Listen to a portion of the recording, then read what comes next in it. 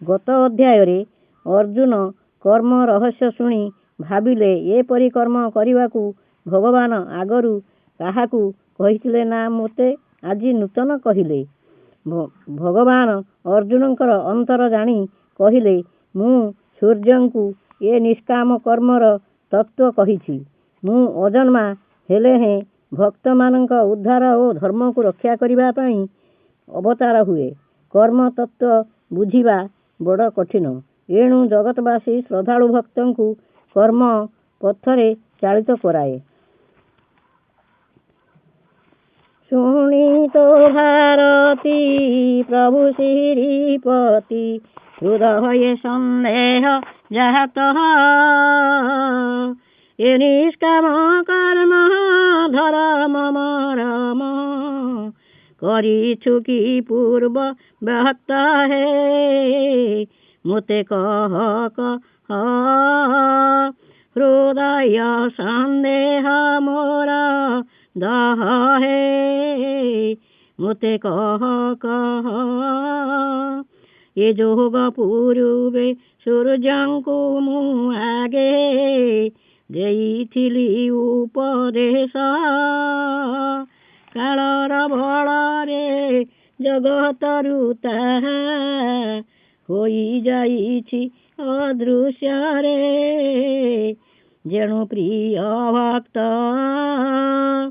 तेणु करुअछि तोते भक्त रे जेणु प्रिय भक्त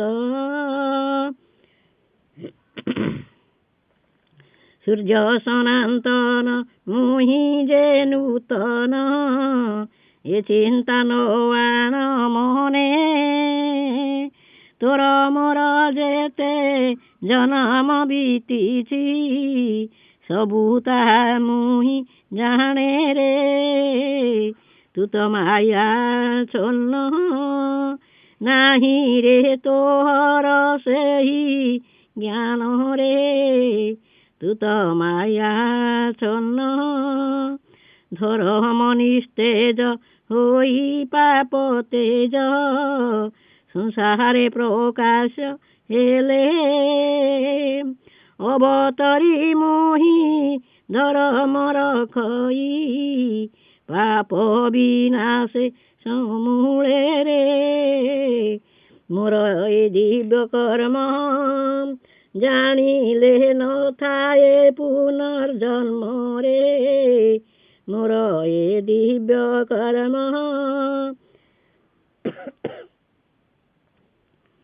हे कुंती तनय ब्राह्मण क्षत्रिय आदि चारि जाति मोहि गुण कर्म घेनी अछई निर्माणी तेणु अकर्ता बोलाई रे जानी कर्मर तत्व लगाई दिय कर्म रे चित रे जानी कर्मर तत्व कर्म मरम बुझिन अर्जुन जगते कर्म कले